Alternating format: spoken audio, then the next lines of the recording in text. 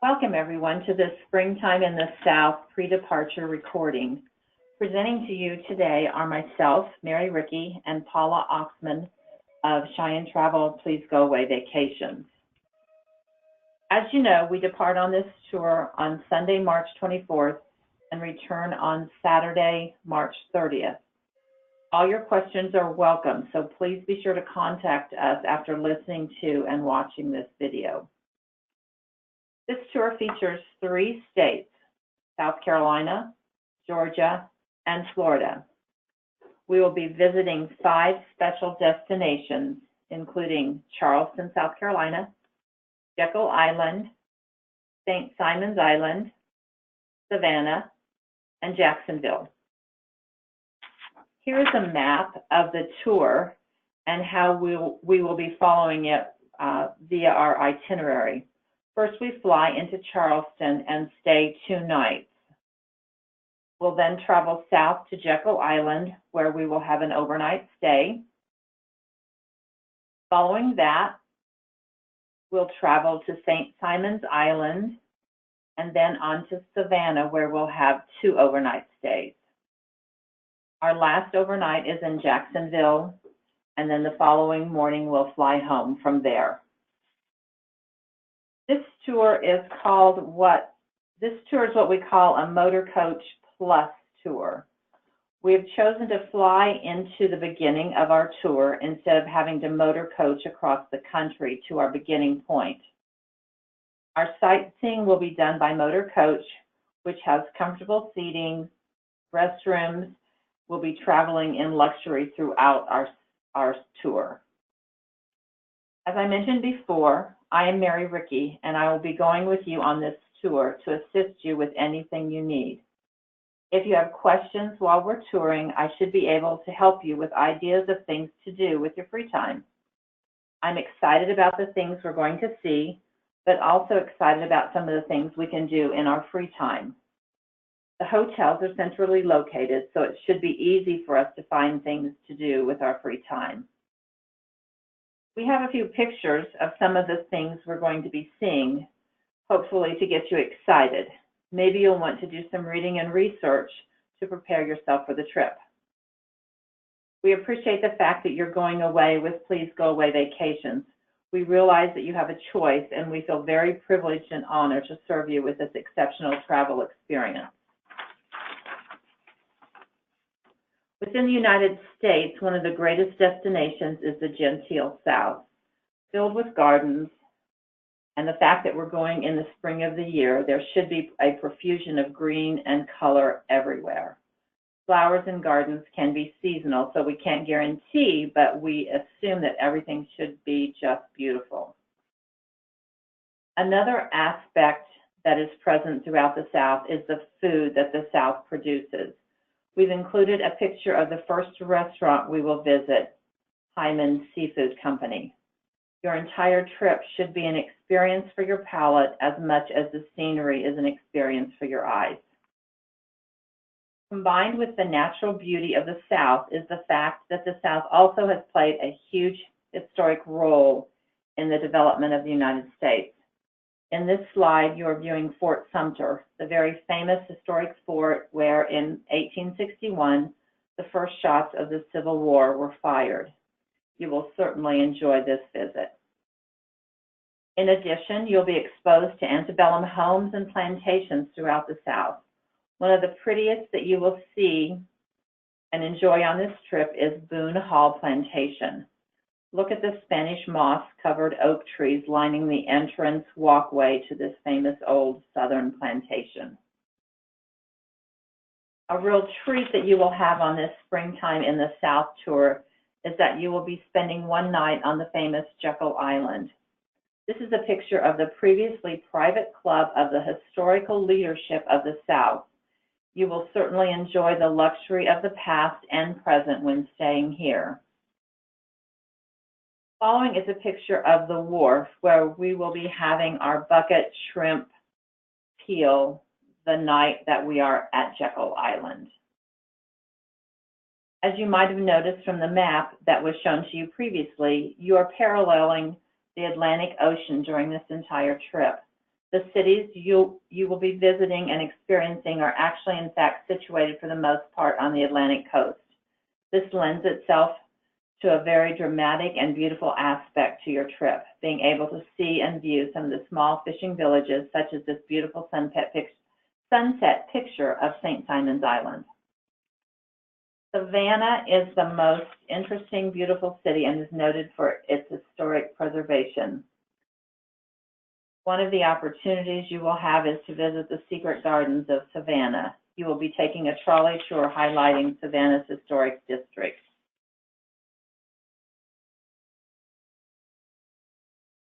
Another Savannah site we will visit is the famous home of Juliette Lowe, the founder of the Girl Scouts here in the United States. We'll have some free time on that last afternoon, hopefully giving us a chance to visit Factors Walk and River Street. Finally, we end in Jacksonville. You will see that this is a truly modern city in the South, beautifully located on the Atlantic coast. This is giving you a brief review of the locations we'll be visiting. Again, we want to make sure that you get your questions answered. The next aspect of this presentation is to review your travel documents with you. Those will be mailed to you shortly and should arrive in just the next couple days. I'm going to turn the presentation over to Paula Oxman now to discuss this. Thank you, Mary. On your screen in our picture, you'll see that we have a copy of the documents. You're going to get the really nice leather folio that's going to have everything in it that you need. There's also the normal document booklet, and we do strongly suggest that you read that from cover to cover, because truly Colette leaves no question unanswered. They're really going to give you much information that you'll need while you're traveling. There's going to be some average temperatures, there's a daily itinerary, there's suggestions for packing. So I'm not going to read that to you, and I will probably be highlighting some of the things that are in there. But do be sure as soon as you get those in the next few days that you do read everything in its entirety. In that packet, there's going to be the luggage tag, such as you see here. There is a place for your name and your address, and you're going to notice that it says optional by the address. The reason of that is that oftentimes people are a little hesitant to put their address on a luggage tag that can be seen. So when you have it in the airport and you're checking in or you're doing something and it's sitting there, anybody can see that you're boarding a plane and your address, and advertising that your home is going to be vacant for a few days. What you might want to do is to put a neighbor or another family member that lives close. Perhaps you have a business or something that you could put that address on. If you're here in Great Bend, you certainly could feel free to put our Cheyenne Travel Please Go Away Vacations address on there. It's entirely up to you. In addition, you're going to see in that packet that there are our normal bright green stickers. Those are made, the backs will peel off, and you can put those around the handle of your luggage. You're going to have several, so we do suggest that you think about putting those on your carry-ons, on camera bags, anything that you're going to have with you. You will find that if you leave it set somewhere, or perhaps you see one sitting unattended, you can call someone's attention to it, or someone else will call your attention to it to keep you from leaving it as you change and maybe leave a restaurant or go elsewhere. Mary will have extras with her, so if they come off en route and you need some more to come home, be sure and ask her for those, or perhaps you have several pieces that you want to add those to. There's also a third luggage tag, and this one is an entirely different purpose. The first one that we looked at was for identification. The bright green one is for keeping an eye on it. When Mary goes to get SkyCaps to help claim luggage in the airport, that's how she's going to tell them to know which bags to pull off of the carousel is by the bright green sticker. This one, on the other hand, is for when you change hotels. So you will put this one on when you arrive at your first hotel. The other two you're going to put on before you leave home. This one you'll put when you get to your first hotel in Charleston. The lines, this is showing both sides, and the lines are so that the hotels can write your room number, because as is always true on our tours, it's going to be handled for you. When you arrive at your hotels, it will be taken to your room for you. In your document booklet, there is a page that has the hotels, and we're just reusing a slide here that we have used in the past. So yours will be the hotels, obviously, for the trip that you're taking. In your document packet, there is also an extra copy that you can feel free to leave with family or friends, neighbors, whoever you would like to leave it with. You may also want to stick a copy of this in the top of your luggage. So if for some reason it did not find its way to the hotel, if the airline opened it and peeked inside, they would be able to see where you were on any given day. One of the really big questions that we're always asked is, well, what about luggage, and how much can we take, and how much can it weigh? First of all, when traveling within the United States, you are going to be charged to check luggage. Each person will check a bag, and you will be charged at the airport $30 in each direction. If your luggage is more than 50 pounds or is larger than the 62 inches, then you will be charged overage fees. And I've traveled with people who theirs was only just a little bit over, like, 3-4 pounds, and they paid almost $100 to check that luggage in each direction. So you do want to be careful with that and not overpack. Now, how do you come up with the 62 inches?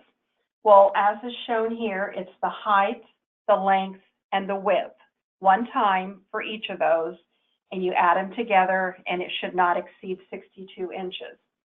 Now, if you're reading the fine print on this picture, this is an old slide because not too long ago in the fall, the airlines did increase their fee to $30. So what I'm saying is correct, and the slide is not correct. We'll work on getting that updated. And of course, carry-on luggage. The 3-1-1 rule is very important. And this is only pertaining to what you actually carry on board the aircraft with you.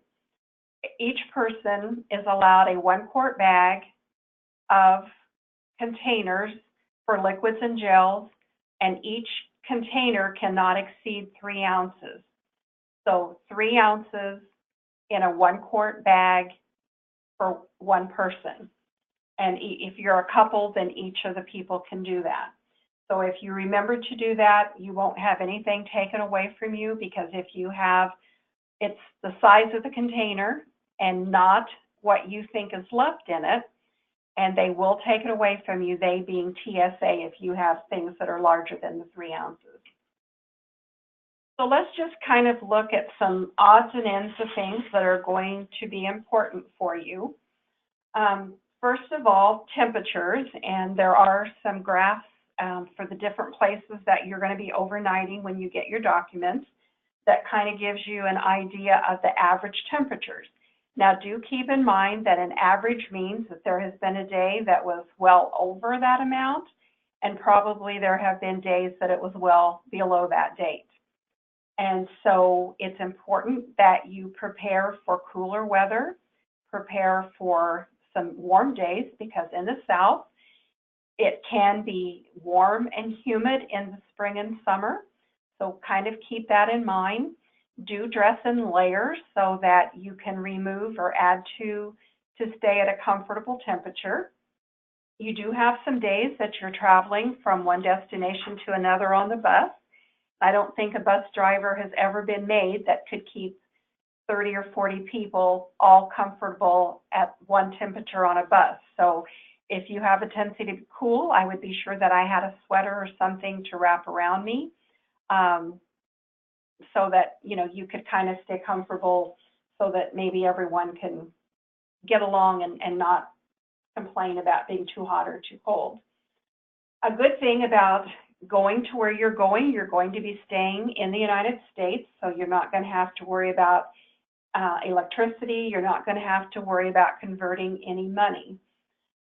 Your document booklet is going to kind of give you some ideas as to how much to prepare, depending upon a lunch or breakfast are included, but a lunch or a dinner that are not included, kind of an average guideline that you can prepare by using their suggestions for what you'll pay to have an idea of how much money. Of course, you can always use debit cards, you can do credit cards, so that you're not carrying a lot of cash. Even though you're not going to be traveling out of the United States, I think it's a good idea to always contact your credit card company and tell them that you're going to be traveling. A lot of the cards, you can actually go online and do a travel advisory and kind of give the itinerary, the dates you're traveling and the places you'll be. I've also been with a lot of people in the United States that tried to use credit cards that they were declined. So really, truly do suggest that you do that. Clothing is going to pretty much be casual throughout the travel time. The exception to that is going to be when you're on Jekyll Island. Now, a few years ago when I did this tour, we were in a special room that we ate, and so it was not necessary for us to dress up formal, but they do recommend, because it is a really nice place, that you dress smart casual, so no blue jeans, t-shirts, that kind of thing, no flip-flops, things of that nature. Now, in the event, if you were to go and have a meal in the formal dining room, jackets would be required for men. Probably, since your free evening, that your meal is not included when you're in Jekyll Island, you'll be going down to the wharf for that meal. Probably there would not be an occasion that you would need to have the formal attire to eat in the formal dining room. So you might just keep that in mind. You're definitely going to want to have good walking shoes, something that you won't slip or twist an ankle. That's especially true when you're in Charleston and Savannah, because you do some walking, not a huge amount of walking, but there normally is a kind of a walking tour, because you're going to be in some of these areas where these hidden gardens are and things of that nature when you're going, that buses cannot always get into those areas, and so in order to get there, it is necessary to walk. You're going to see some of the areas where there's been a lot of TV shows that were made down in that area. I'm almost certain, because every time that I have been there, I've seen the bench where they filmed the movie with, and Tom Hanks? Yes. And so anyway, they'll show you some of those really neat things. And because of being in the States, almost all credit cards will work. Visa, MasterCard, Discover, American Express, all of those should be widely accepted. So I think that the only thing I have left is to say, even though there's a passport picture up here, that a passport is not required unless that's the legal name that you provided to us at the time you reserved, because it is important that the name that we have previously sent to you in a memo matches the form of identification that you're going to be using. So your driver's license is fine if that's what is matched. If it matches your passport, then you do need to be sure that you take your passport with you. And then last but not least, one of the other major questions right behind luggage is the gratuities.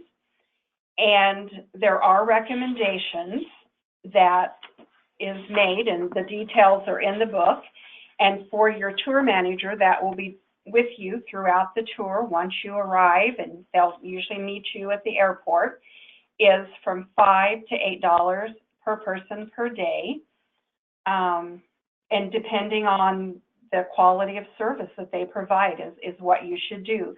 That should be something that you determine and not something that you need to discuss or get from someone else. And, you know, we never pass an envelope. That's a personal thing, and based upon your level of satisfaction is how you should determine that. The motor coach driver is normally from $3 to $5 per person per day.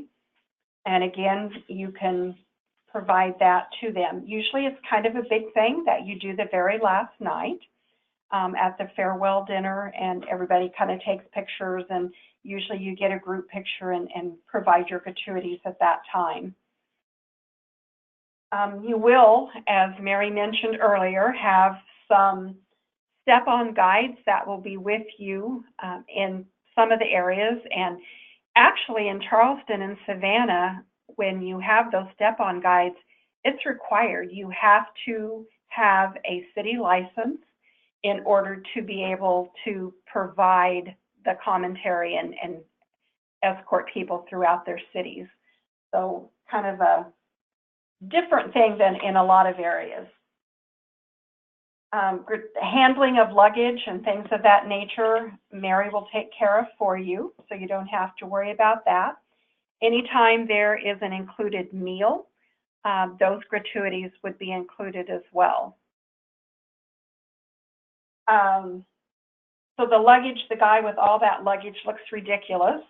And quite honestly, when you do a tour such as this, you are allowed one large bag per person.